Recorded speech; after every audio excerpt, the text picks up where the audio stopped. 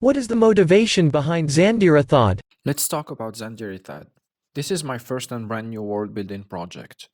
Zandirithaad is a world that all started through the influence of the three mother mountain chains, the Zand chain, the Tirith triplet, and the Algalad chain. In present day, the united community has evolved to develop agriculture, spirituality, magic, technology, crowd control mechanisms, and language. There is only one intelligent species in Zandirithaad, most commonly known as the Id.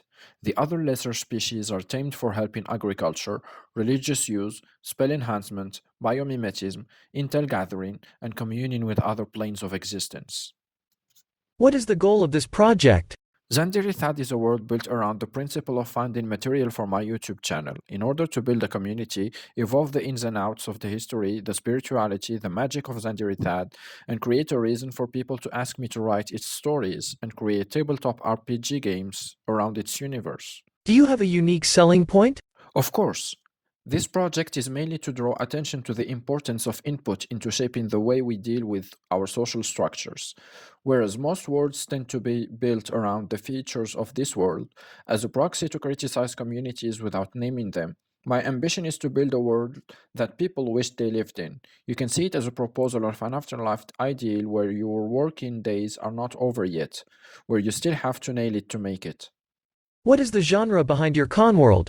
My world is highly fueled by magic. The principles that govern conlang creation are nearly what dictate how this magic works. No one in my world has a word that means magic, yet they all practice it to some extent. It's their kind of creative principle. What would the reader experience be like?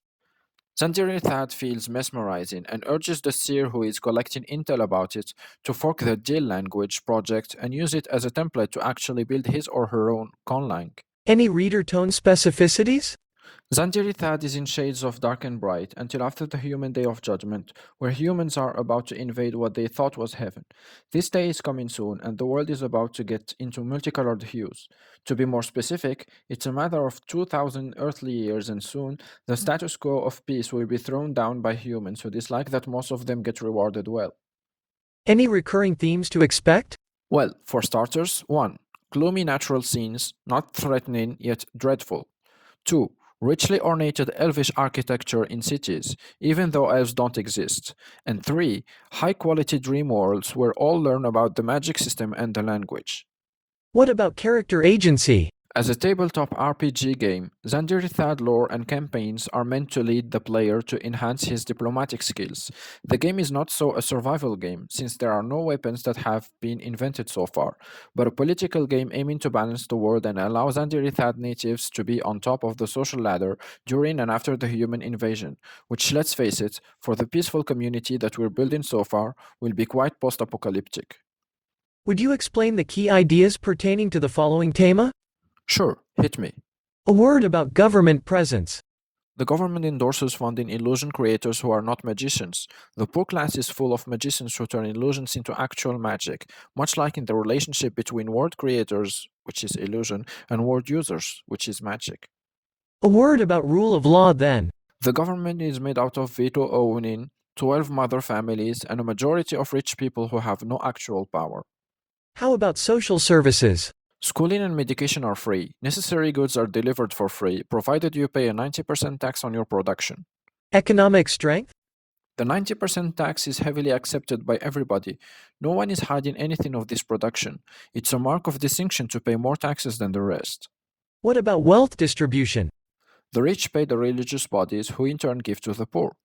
Any thoughts about agriculture and trade? Mostly done with the help of half-intelligent species, agriculture is a very powerful expression of magic. Trade is mainly done so that the rich get back their happily offered goods in taxes. What to expect when it comes to race relations?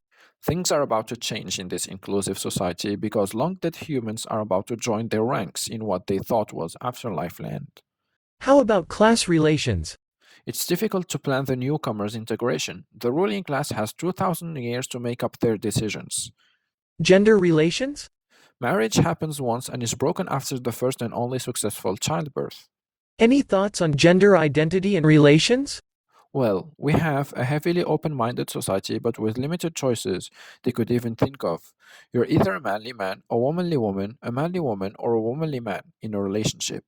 This transpires in second person pronouns in the language. The society, though open minded, is heavily misogynistic gender wise, and the language is built around these aspects.